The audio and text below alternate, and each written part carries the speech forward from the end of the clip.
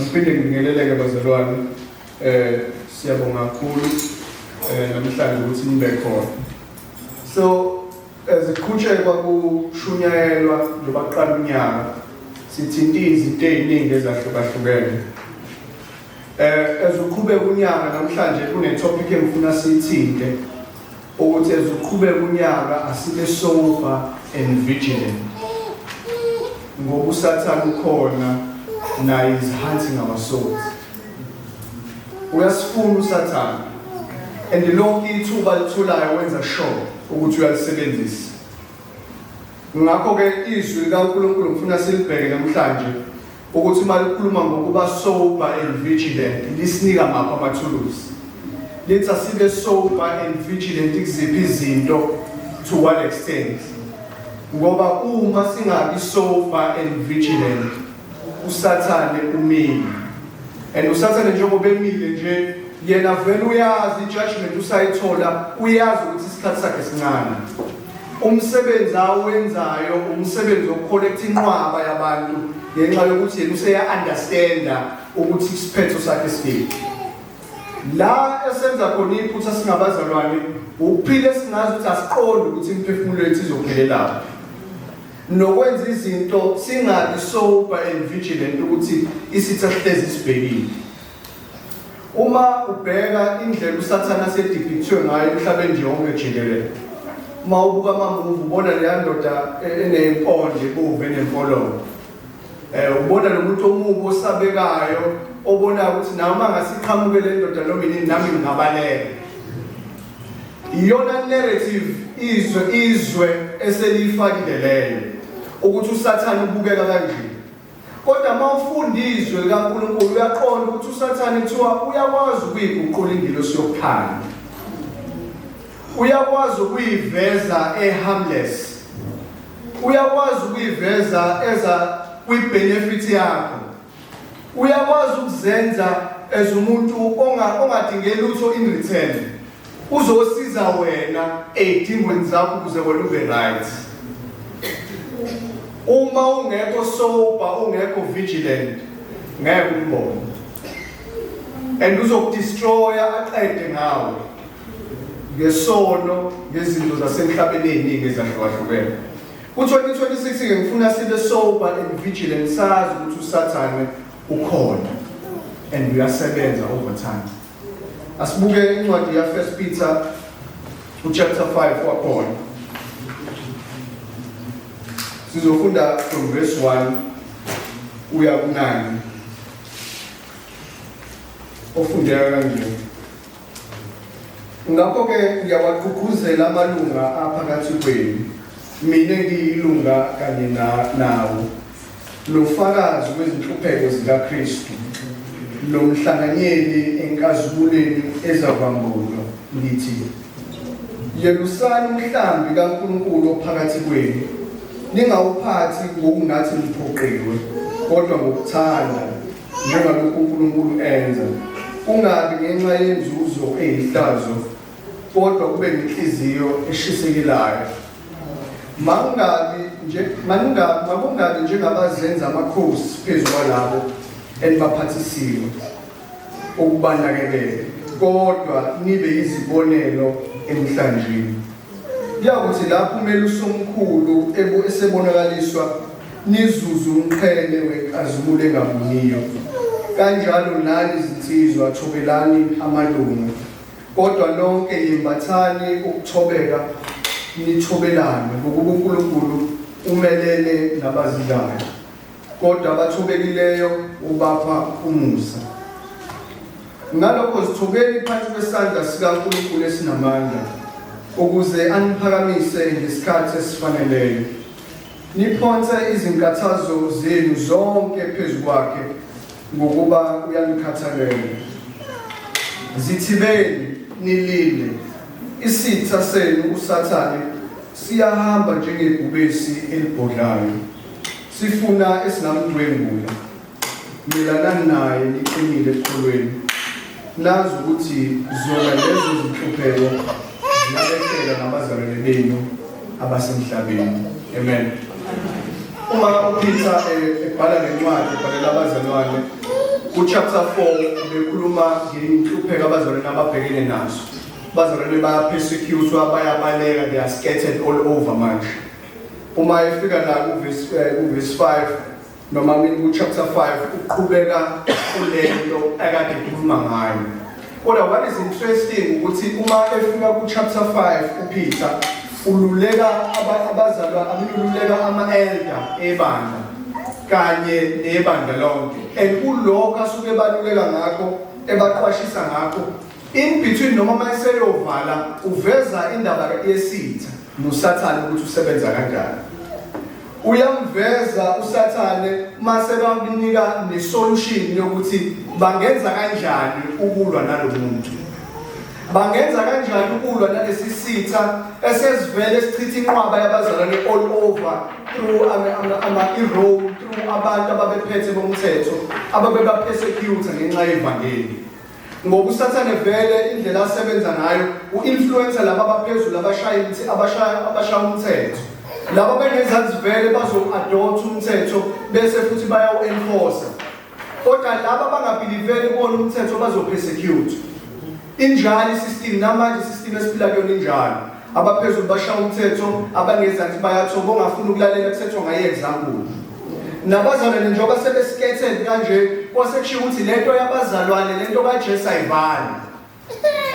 Lento yokuthi uJesu uyinkosi uyasindisa ayikho.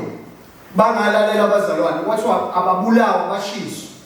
Baqala abazalwane baskethana. uPeter ubhala usuka nje kulowo mqondo ukuthi vele sebehlakazekile abazalwane, vele bayapersecute abazalwane ngenxa yevangeli likaNkulunkulu. So uma engenisa uPeter ebhala eqhubeka uaddress ama-elder firstly lapha kuverse 1 and 2, and uma usufunda uverse 1 and 2 siyabona ukuthi one of izinto uPeter ayibalulayo noma afuna ukuzenza zibe clear kubalusi bebandla noma kuma-elder ukuthi number 1 ibandla libelongi kubona. Ukliye ngabethi yalusana umhlambi kabani kaNkulunkulu. Number 1 umhlambi awubelongi kubona. Uyisho ngamabomu lento ngoba as we go along uzobona ukuthi uSathane vele uoperate ngaleyo ndlela ebandleni uma esefuna uku-infiltrate. Ufuna laba abasuke bephethe ibandla bacabanga ukuthi ibandla li-subjected kubona. Ibona abawonkulunkulu, ibona abashaya umthetho la. Ingakho ma engenisa lapho kuverse wathi yalusana umhlambi kaNkulunkulu ophakathi kwenu. Lo mhlambi awubelongi kubona. Lo mhlambi ubelonga kuNkulunkulu. One of ezinye zezinto ayibalayo uPeter ukuthi abaseve noma bahole ibandla ngenhliziyo evumayo. Akusibona ukuthi kumele baphoqe ukuthi bayenze lento. Uthi angabe kubo ungazi ukuthi manje kuney'ncindezelo kunempoqo ekhona kulokhu engishoyo. Manje uPeter mayibhala vele unalomqondo ukuthi vele uSathane can influence, and he does influence abantu abahola amabandla. That's why kunenqwaba yamabandla akho namanje angashumayela uJesu. Anesimo sona sokungazi ukuthi uJesu ukhona. Kodwa uma ususondela uyabona ukuthi obandla lami lapha. Abantu bami laba. Ngizoseva ngendlela engifuna ngayo. Sephumile uNkulunkulu. Sengenile kuSathane ngoba bekho vigilant, abekho sober entweni kaNkulunkulu. Ingakho ethi uPeter mayibhala engenisa ebhalela labazalwane noma amalungu uthi nami ngiyilunga kanye nami. Akayikhiphi uPeter kulento. Uthi lento ngibhalela yona kwamina nami ngisubjected kuyona. Lezi inhlupheko nami nibhekana nazo nathi zabapostoli nami uPeter ngiyabhekana nazo. Kodwa noma nihola umhlambi kaNkulunkulu, holani umhlambi kaNkulunkulu ngoba kaNkulunkulu umhlambi. Akusiwona wena.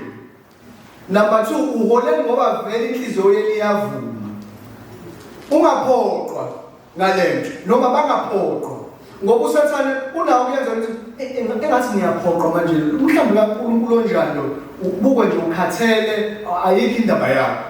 The moment you entertain lezo zinto, that's where you start not being sober as an elder. Kumele ube nenhliziyo evumayo. Uma inhliziyo ivuma noma ngingafika ziphi izimo, inhliziyo vele iyavuma. uNkulunkulu uyifakile lonto, therefore inhliziyo yakho mayivuma izwi laNkulunkulu liba clear, uba sober and vigilant. Ufaka lo mqondo kulabaholi bebandla. Uthi before ngize kulaba basha nebandla lonke, angiqale ngale ngoli ibandla. Ngoba i-interest kaSathane isebandleni ayikho ngaphandle. Laba bangaphandle vele sebe subjected kuyena, benze eyakhe inkando, uyababusa. Kodwa manje akakwazi uku-infiltrate ebandleni.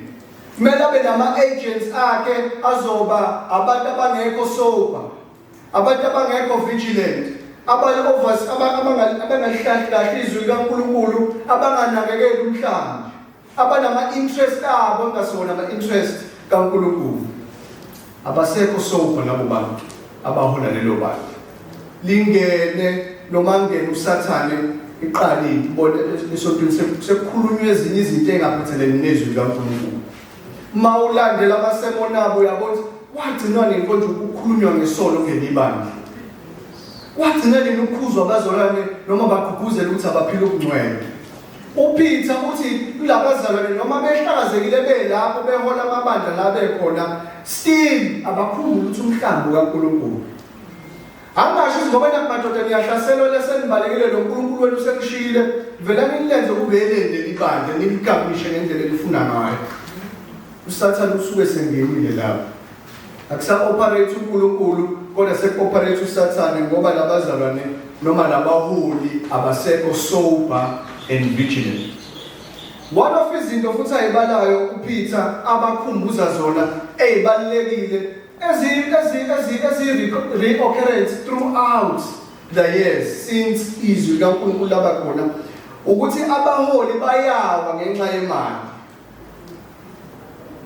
Ngenxa yokuhola umhlambi kube khona iminikelo ebakhona, then bayabona ukuthi ikhona into esingazenzela yona, singazuza kulento le, singazenzela imali la. Ingakho ethi angingabi kube ukuthi nina ni-involved kuma-dishonest gains.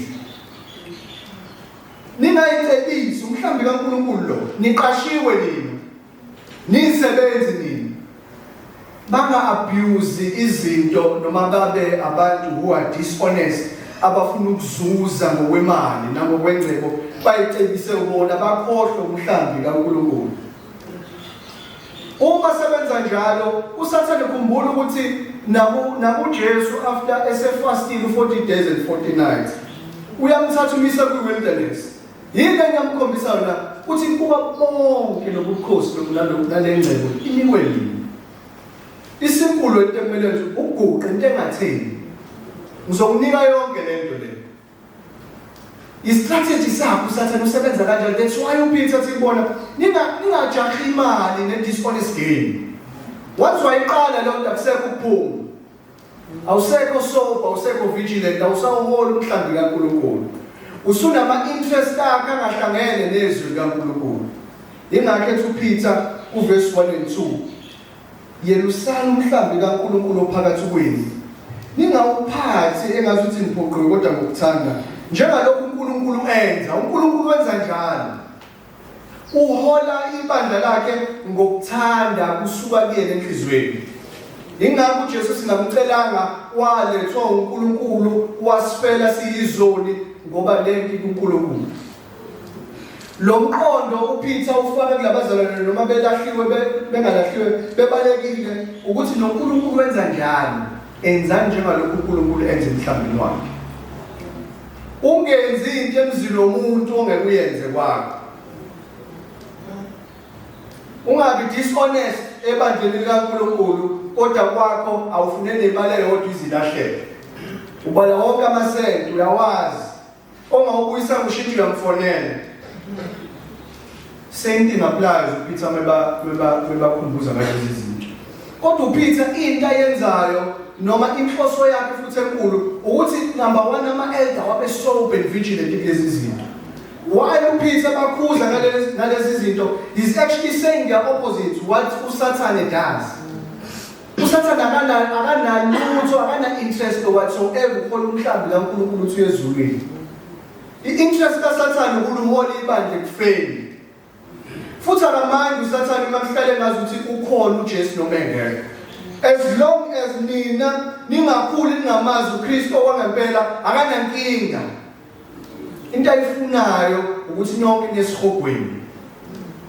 Ingakho uPeter ethi ibandla libelonga kubani? uNkulunkulu.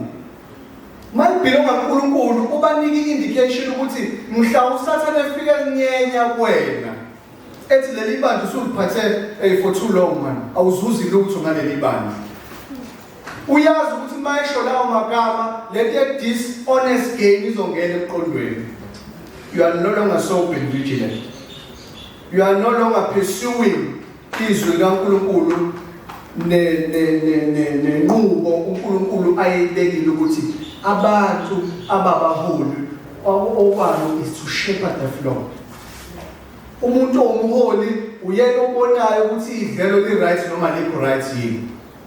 Idlelo singalifanisa na for example ama teachings anikwe ebandleni. Ku right yini ukuthi siyodla lapha? Ku right yini ungadli lapha? Kuyenzeka futhi ukuthi noma umuntu elusa iphuma imvu sifuna ukuyodla kwendawo engamele iyodla kuyona. Umsebenzi womholi neshepherd uyibuyisa. That's why phela kuphathwa induku ngoba kumele ukuyimemeza ngeke izibuye. Kumele kuphinde kungene induku ibuye uqhutshekwe nohambo. That's why uPeter uma ibhala ngalento engenisa. Uthi lezi zinto engitshela zona izinto ekumele nizibambe. Ngoba manje ngitshela lezi vele ipositive zezukaNkulunkulu kuzoba lula ukumbona uSathane uma esefika esefuna ukwenza ukuthi manje udidiseke ungabi sober. Ube confused and conflicted engathi izwi likaNkulunkulu awusalazi kanti uyalazi phela inhliziyo noSathane usengenile. Abasekho sober and vigilant. Mayiqhubeka uverse 3 uthi uverse 2 mayiqhubeka uthi ngokukodwa ngokuthanda njengalokhu uNkulunkulu enze kungabi ngenxa yenzuzo eyihlazo kodwa kube ngani ngenhliziyo enjani evumayo neshiselekayo. Uverse 3 usethi mangabe njengabazenza amakhosi phezu kwalabo enibaphathisiwe ukuba nibanakekele. The reason why eyibeka kanje uPeter ngendaba yamakhosi ngalezi ayikhathi excuse kwakukhona ikhumana ukuthi amaRoma ukuthi wanginosiza amakhosi athile ayirule iRome yarule. And into mawubona i-traits noma into ecommon kubantu ababebusa babeshaya imithetho abangayilandeli bona. Babenza imithetho ezocindezela lo ngezansi kodwa mgcine subjective kulo ngaphezulu. Babenza ukuthi laba bengezansi abangaquestion lutho okwenzeka phezulu. Ngoba laba abaphezulu mabenza ama decision bawenza for interest gain. Noma wena uyibona lento ukuthi khona into engahambi kahle la. Noma uyiquestion lonto where you will be executed ngoba manje you are no longer fit kulabantu esizama ukuthi siba brainwash babe yinto yethu abangasiquestion. Uyibhala vele bakuleyo era yokuhlaselwa vele by labo bantu abama leaders. Usethi kubona uverse 3 mangabi njengamakhosi ningenzi njengalabo ngoba uyazi ukuthi uSathane into eyenzayo yokuqala ufuna ukuthi wena ubuse ungabi subjective kuKristu. Yini wena usebenza kangaka kuthiwa lo Jesu usezulwini wena okhandlekayo lama kufuneka imali wena ukhipha imali. Yini ufuna uqhubeke ureport kuyena uJesu. Iba inkosi la. Then baqale badevelop ama strategy athile ukuze mawuseka waye emabandleni usekwakhonza emabandleni athile uzomfundisi wakho nethi mawusunikelile yiloko kuphela ungalokho ufuna ukwazi into eziningi. Ibe transparency kumholi lapho. Because abazalwane lapho uholi umhlambi kabani kaNkulunkulu okusho ukuthi wena kumele ube accountable and transparent nomhlambi oholapho. Ingakho ethi uPeter mangabe njengabazenza ini amakhosi ibona abashaya umthetho ebandleni ibona abaqhamuka nezinto engekho ebandleni baze babe legalistic ngoba uma bebatshela bazana ukuthi bakhululeke kangakanani bazoqala babe threatening ngomholi babo. uSathane usube sengelileke lapho ileya lishelento ngalendlela ungamsalibuka izwi likaNkulunkulu noma ulibuka izwi likaNkulunkulu thatha iportion ezoba relevant kulento ofuna ukuyisho. Abantu abahola umhlambi kaNkulunkulu ngokuzenza amakhosi one man show, akekho umuntu omu-advisayo noma ekhomba izwi likaNkulunkulu umzalwane kuyaliwa. Hayi ngoba sekuliwa, akasekho soba lo muntu, use-intoxicated by uSathane. Isitha sesiqalile samfunza izinto, sapenda iy'thombe, wayibona ukuthi noma lento ingenzeka. Ngingakwazi ukuyenza kanje. Uma eyenza noma waba subjective kulento yokungabi sober and vigilant, uSathane useqalile uhamba nayo uThuka. Into ebuhlungu ukuthi uma umholi esenjalo nebandla lihamba naye. Ingakho ethi mangabi njengabazenza amakhosi phezu kwalabo enibaphathisa ukuba nibanakekele. I-duty yabo was to take care of iflock kaNkulunkulu. Hayi ukuzenza amakhosi. Hayi ukushaya umthetho ongekho ezwini likaNkulunkulu. Okwabo ukuthatha izwi likaNkulunkulu athi nayi i-constitution yethu, nayi inqubomgomo yethu ithi bazalwane. Hayi ukuthi athi mina ngithi, ngiyabona izwi likaNkulunkulu kodwa mina ngithi. Inkosi enza kanjalo. Usezakhela isizwe sakhe.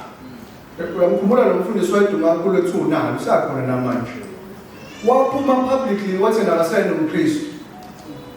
Bane nalabandithi ngama-plantainians. Kodwa uthi thina asithandazi manje uJesu. Bathandaza unana. He's no longer sober. He's no longer vigilant. Sekuvela ngokusobala ukuthi useyinkosi, usezakhele esakhe isizwe. Useyabusa uSathane through lo mholi lo. Akadingi uSathane ukuthi afike yena mathupha la. Uma etholo yedwa sesikhundleni sekwanele ke. Ibandla likaNkulunkulu liya kuphi? Liye kulahlweni. Athi meqhubeka uverse 3 uthi kodwa nibe izibonelo emhlanjeni. Nihola ngenhliziyo emhlophe nethandayo, nihola ibandla likaNkulunkulu, anipheleli lapho, wena yakhe impilo ayibe example kulabantu abaholayo. Wayesho njalo ngoba noJesu waye example kubafundi bakhe. Uma yabafundisa ngento, akabafundisi ngento enga-exist. Ubafundisa ngento vele khona existayo ayenzayo. Kuyenzeka futhi uSathane uma usungekho sober and vigilant, uremain as umuntu osethe example kodwa i-example leya isihogweni. Siyambona lo mfundisi uyashumela, uyathandeka, kunezinto futhi ayidayisayo la ebandleni azenze ithandeke zamukeleke. Bayi-adopt abazalwane. Shiba nabo esihogweni. Ngoba umfundisi akasekho sober and vigilant. Isingenile lento e-dishonest game, umfundisi olambayo. Uyakuchanela futhi uSathane uma umholi ukuthi uhlangane nabanye abaholi vele aseba-capturation. Abazokhuluma lolulimi othi wena uwedwa uyibone ngathi strange, ekusiza uNkulunkulu uwedwa. Uthi uma uthi uyibuthi ayikho lento ezwini akuchanele ngoba vele you are no longer sober. Bafike bakutshela hayi Dlamini, uzolamba ndoda. Sengisawuthi lapha eShoprite. Qoqa lento le uyihlukanise kanje uyidayise. Thola abantu ozobabiza bayotestify ngento engakaze yenzeke. Donsa abanye. Zenzela imali. Hola lo mhlambi sekuyinkampani yakho uyinkosi. Ingakho ethi uPeter, ningabi njalo emhlambini kaNkulunkulu. Manje enza kanjalo azini ukuthi anisekho sober futhi anisekho vigilant. Anisalibuka izwi likaNkulunkulu liyizwi likaNkulunkulu kodwa senilibona as a weapon engalisebenzisa against abazalwane. Athi verse 4 kuyakuthi lapho kumele usomkhulu esebonakaliswa nizuze umqhele wenkazimulo ongabunyiyo. The reason why uPeter isho lento ingoba ukhulume nge-dishonest gain iyaphela leyanto. He's now making contrast kwimali nento eternal. Ukuthi ma nina niba dishonest azini ukuthi mhla ibuye inkosi lwamqhele angeke nisawuthola. Anisaqualify vele. Ngoba you guys are no longer sober and vigilant insofar as irole yenu as a leader is concerned. Usathane usenizuzile, usenicapturishile. Usathane akanankinga ne-entertainment ebandleni. Uyayidedela nje. Nezinto engathi shu ezingayisindawo bafika abazalwane muthi uyambuza umzalwane maseniphumele bekushunyelwa ngani akwazi nokuchaza akalikhumbula izwi. I-aim kaSathane ileyo. Keep them entertained. Ngeke babe sober. Entertainment ayimenzi umuntu abe sober. Inyusa ama-emotions cloud judgment. Therefore you are no longer what? You are no longer sober and vigilant. Into eyenzeka phambi kwakho ngeke uyibone noma uyibone ukuthi wrong usuzoyijustify. You have been captured by uSathane. Ingakhethu uPeter verse 4. Kuyakuthi-ke mhlawumbe somkhulu uJesu ebonakaliswa niyozuza umnqele ongabunini. Mani uhola umhlambi kaNkulunkulu ngokuthembeka. Manilwa noSathane nime eqinisweni. Ukhona umqhele. Uzama ukubatshela ukuthi noma nisebenza kanzima kanje anisebenzela amahhala. I-chief shepherd yes. I think esindisa aveza kanjalo ukuthi when the chief shepherd arrives uzoba kanjalo. Nina nama-shepherd la. The chief shepherd will come and uzonika what is due nina. So long nina nimile eqinisweni ni sober and vigilant nihola umhlambi kaNkulunkulu. Amen. Verse 5 ila sibona uPeter esekhulumile nama-elder eseshift esekhuluma nebandla as a whole. Uthi verse 5 kanjalo nani zinsizwa thobelana amalunga kodwa nonke imbathani ukuthobeka nithobelane ngokuba uNkulunkulu umelene nabazivayo kodwa abathobekileyo ubapha umusa. The reason why uNkulunkulu umelene nalabo abazivayo uma ufunda izwi likaNkulunkulu nendaba kaSathane uyabona ukuthi uSathane is a person or a being that is very prideful. Uyayiphakamisa ukulesa stongo and not uma iseyithathile wayifaka kubantu abangekho sober and vigilant labo bantu ngeke ubenze lutho. Ingakho ethi abazalwana benze njani bona abathobeke bathobelane bebodwa. Ngoba uSathane uyakwazi futhi ukuthi imali ngathobelana la aqhubeke into yakhe ayipheke kangconywana. Uma abazalwane bengathobelana ayikangidelela lo. Uzombona. Ngifuna abone nje ukuthi uyozayibuyelele. Uyayiphehla uSathane into yakhe. You are no longer sober and vigilant when you are making such statements. Ngoba manje isingawe lento. Ayisekho manje ngebandla, ayisekho ngabanye abanye abazalwane ukuthi abathobelana abazalwane. Uthi uSathane hayi umayenze lo. Indaba leyo uthobele lo. Hayi nokuthi umzalwane lo. Yini manje uthobele lo? Yini kumele kube ngazi ukuthi manje wena uyisiyoyo nje ukhaphethe kanjwa kuona kwenziwa yonke lento. Ufaka zonke lezo zinto emqondweni. Inhloso kaSathane yinye ukuthi udeviate ekuthoni nithobelane nabazalwane. Ngoba uSathane by nature kathobi. Akafunanga nokuthobela uNkulunkulu uqobo. Why ucabanga ukuthi wena uzokwenza ukuthi nithobelane ninodwa? Ingakho ethi uPeter kanjalo nanizinsizwe khuluma ngeinsizwa zasebandleni ngoba uyazi ukuthi noSathane uyayisebenzisa insizwa. Uma besakhula abantu beyinsizwa igazi liyashisa benza zonke izinto. Yini la uSathane engena khona kangconywana. Ngoba ijudgment yabo uma besakhula insizwa abantu abasebasha ayikho clear. Bafuna lento abayifuna ngaleso sikhathi. Ingakho isiZulu sithi ugotsha unjani bazalwane usemanzi. Ukuze mawukhula mawusuwomile woma kuleyo shape obanje ukuyona. Uma insizwe bandeni ingawathobela ama-elder hayi ngoba ama-elder mhlambe emakhulu noNkulunkulu kodwa ingenxa yokuthi they are entrusted ukuthi babanakekele. Uma bengabathobeli uSathane uzongena futhi nangabo. Ngoba uSathane une-agenda yebandla futhi une-agenda yomuntu as an individual. Uyafuna lonke ibandla kodwa nawe uyakufuna wedwa konini na-destroye wena wedwa konini. Ngoba uma-destroye wena wedwa konini uzoyicreate into yokuthi yo-influence abantu. ingakhethi kodwa nani insizwa thobelana amalunga, thobelana ama-elder, walaleleni meshumayela izwi kaNkulunkulu, walaleleni meniyana. Hayi ngoba engcono, ingoba uNkulunkulu wabeke phambi kwenu and through bona uNkulunkulu uyabayana. Mayisethi nani nonke-ke enza njani yembathani ukuthobeka nithobelana. Kuhle bazalwane ukuthobelana. And kugwema izinto ey'ningi. Ingakho uGalatians chapter 5 mekhuluma ngey'thelo kamoya. Uthi one of iy'thelo ukubheka kade. Uyibone into udecide ukuthi awungeke uyi-address. Umthobele umzalwane noma ubone ukuthi ngempela uyena obe wrong. But ngenxa yokwazi iqiniso likaNkulunkulu nokuthi usober and uvigilant nokuthi uSathane usebenza kanjani, udecide ukuthi ulandele izwi likaNkulunkulu. Ingeke ethi abathobelane mayisethi ngokuba uNkulunkulu umelene nabayiphakamisayo. Laba bayishaya ifuba bezenza into engazona uNkulunkulu naye umelene nabo. Igama elisetshenziswe lokumelana nomuntu ozidlayo by uNkulunkulu, it's the same word that is used ukuthi thina simelane nayo uSathane. Wage war against him, resist. Naye uNkulunkulu he wages war nabantu abayiphakamisayo becabanga bezenza izinto abangazona. Befuna ukuyishaya ifuba bebelele uNkulunkulu abanjalo akabafuni. Ingakho ethi kodwa abathobekileyo nabo abathandanayo abathobelanayo abalandela izwi likaNkulunkulu wenza njani? Labo uyabapha umusa.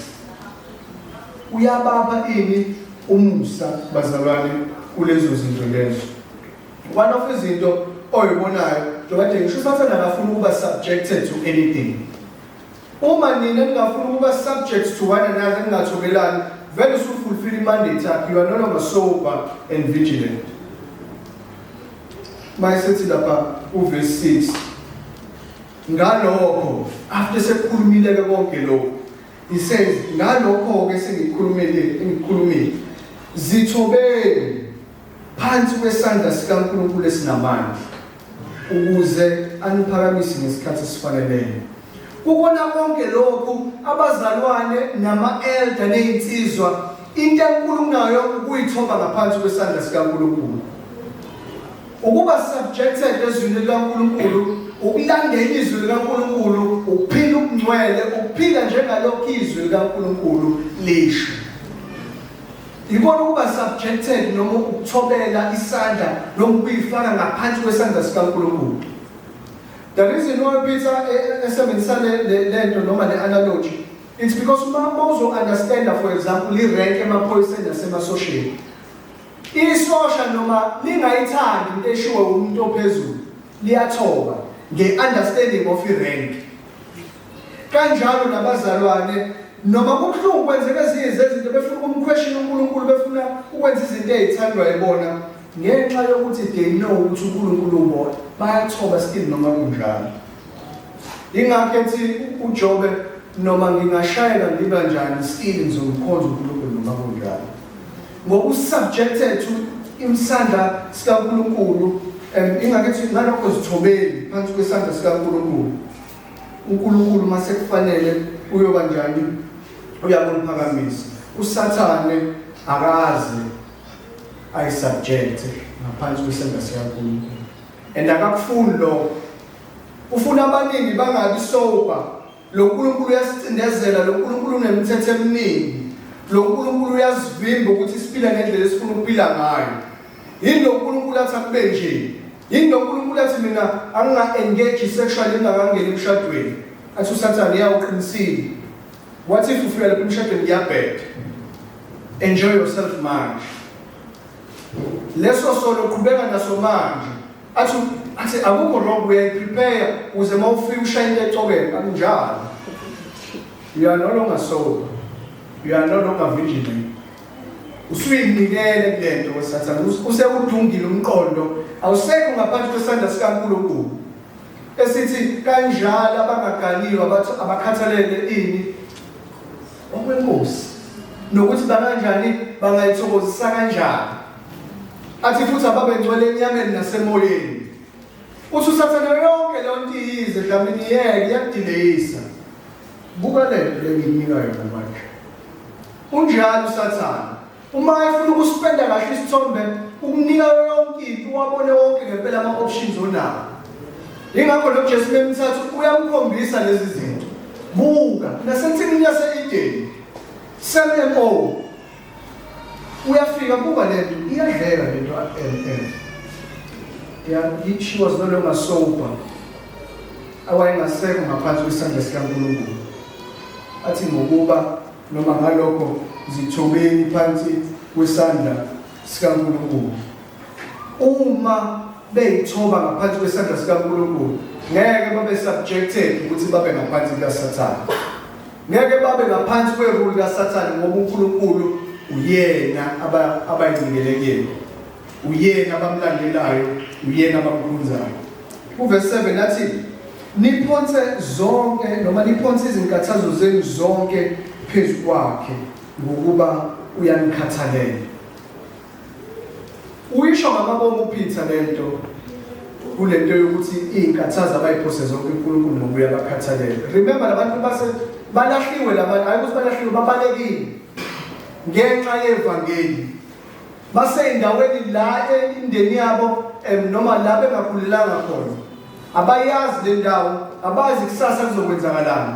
Bashiya izinto abayisebenzele la kade beyisebenzele khona, hleze bashiya futhi abanye babaleka unkosikazi waphela kwashona nendoda yabaleka kwashona. Akasazi ukuthi uyoreconcile nini nonkosikazi wakhe.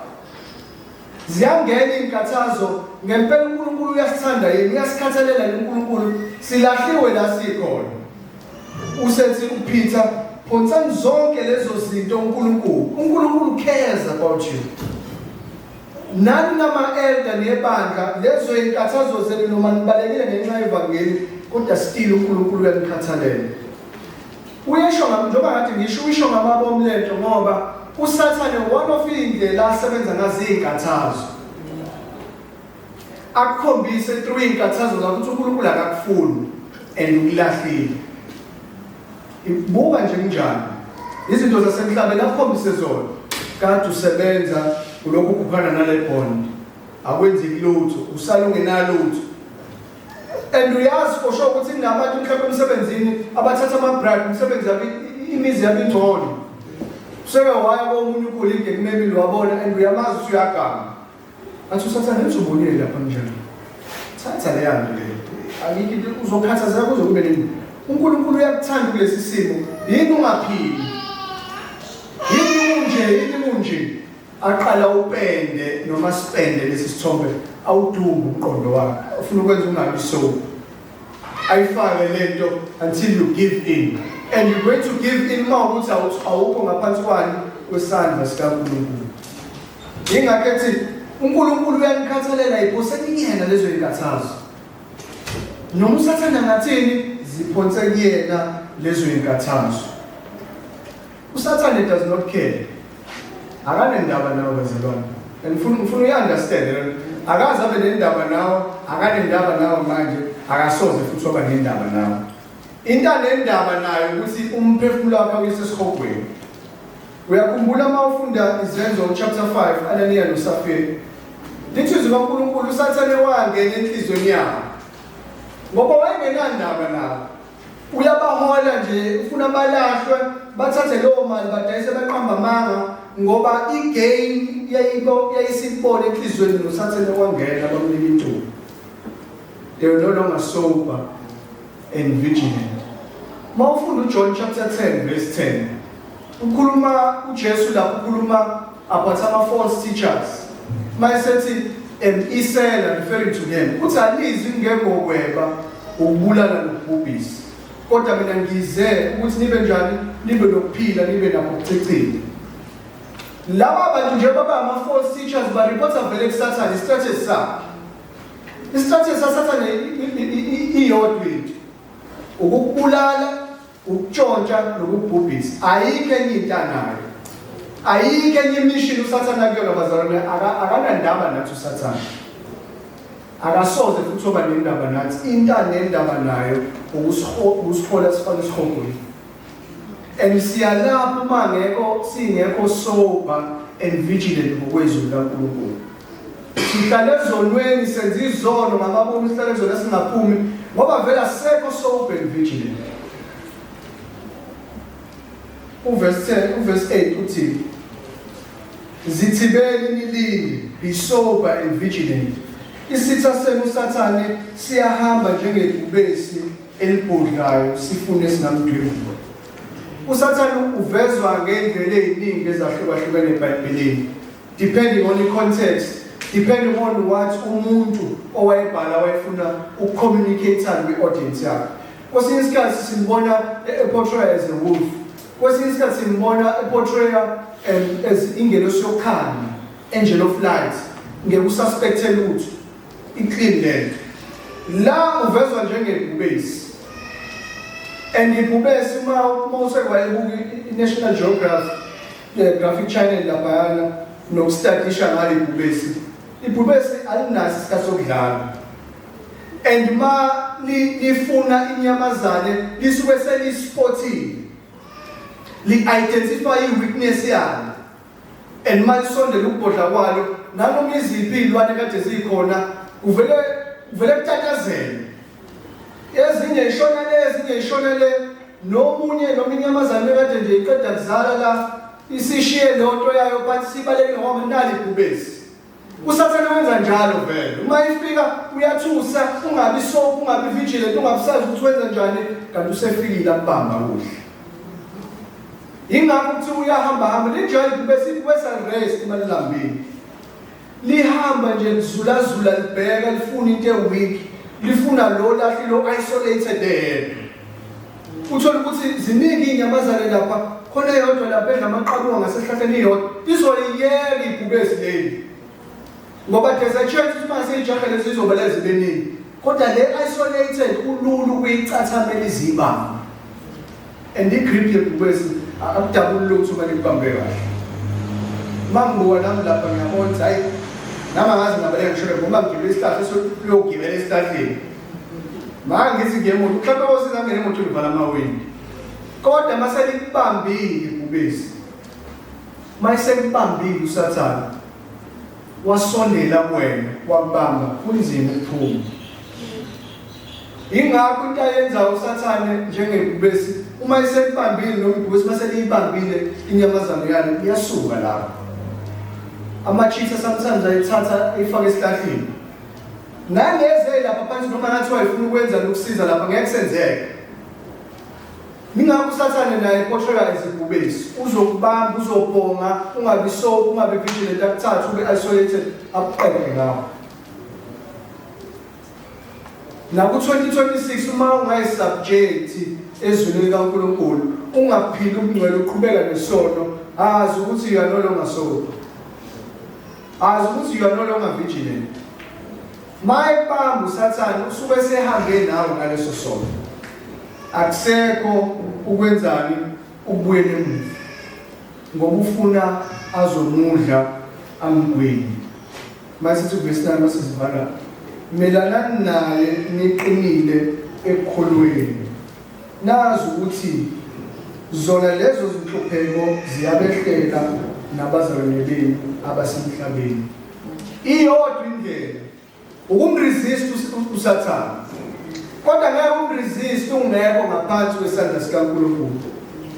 Mele ube subjected ezwini likaNkulunkulu, uphile ngokungcwele, umelane naye. Lela gama elifakwe lapha yileli ekade ngilisho ukuthi uNkulunkulu uyamelana nabantu abayiphakamisayo. Usathane kumele wazi ukuthi i-relationship ekhona phakathi kwakho naye ukuthi wena uyisitha sami. Shiya lezi liyeshiyela ngathi ukuthi izitha zakho uJehova uzoyibhubhisa. Nasi isitha sakho sangempela. Usathane isitha sakho sangempela. And ma ucabanga ukuthi ngokwakho uzovuke ngo-12 uthi udaba umkhathi. Lala yikho lokho ngeke kusize ngalutho.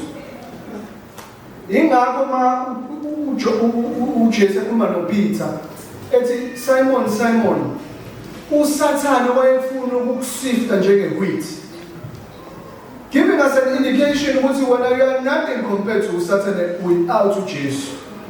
Uyinto engekho, uyiphepha. Uyinto engayiqeda nje manje. Nami ngakho ngixayema kuthiwa siyovuka siyoshaya umkhathi. Ngakile mina ngithandela ukuthonga angavuma sekuthiwa kuyathandazwa ngo-12. Ngoba asasomelana kanjani naye siyiyela thina mathuba. uzokuswifta uphele ngoba uyothi uqeda ukuthenga lapho ebusuku ungene ku-social media usuzenzele ezinye izono khona lapho ebusuku kade uphuma emkhathini usakubambile usathane kodwa lithi izwi likaNkulunkulu melanani nosathane, resist usathane. Ngeke umresiste vele ungakholwa, ngeke kwenzeke. Ungakholwa uhleli la khohlwa ngeke kwenzeke. In fact wena vele ubuswa uye. Mawungakholwa nje uhleli nathi ungakasindiswa ungakaphenduka usabuswa uyena. Ingakho lithi izwi likaNkulunkulu laba abangakholwa ulaka likaNkulunkulu lisaphe kwabo. Akabi khona relationship between wena noKristu. And unfortunately mawufa uyesihogweni. Kodwa lithi izwi likaNkulunkulu melanani naye usathane. Niqinile ekukholweni. Udinga uqine ekukholweni, udinga ukugxila. Ingakho lithi izwi likaNkulunkulu kuColossians, hambani niqinile ezwini likaNkulunkulu. Ni-rooted ezwini likaNkulunkulu, ni-subjected emthethweni kaNkulunkulu. Manenza njalo kulula ukuthi umresist. uJesu into ayenza kwi-wilderness la ungayenza. Athi methathi uthi izwi likaNkulunkulu lithi. Athi methathi uthi izwi likaNkulunkulu lithi. Lithi izwi likaNkulunkulu after that usathane wahamba uJesu wamshiya zezinto ezizamkhonza. Same thing applies kuthina bazalwane 2026 ekukhanyeni. Asibe sober and vigilant ku-2026. Asibe aware ngamaqhinga usathane eza ngawo ngendlela eziningi ezahlukahlukene. Ngabangani, ngabanye abasebandleni esitsha bayakholwa bengakholwa, isemsebenzini izinto nje zempilo in general uyayisebenzisa usathane. Kodwa mase ba subjected ezwini likaNkulunkulu sizokwazi ukumelana naye. Sizokwazi ukumresist usathane. Kodwa ngeke umresist uma ukuthi vele you are no longer sober. Sekunesolo vele sikubambile awufuni ukuyeka leso sono awufuni ukuphenduka.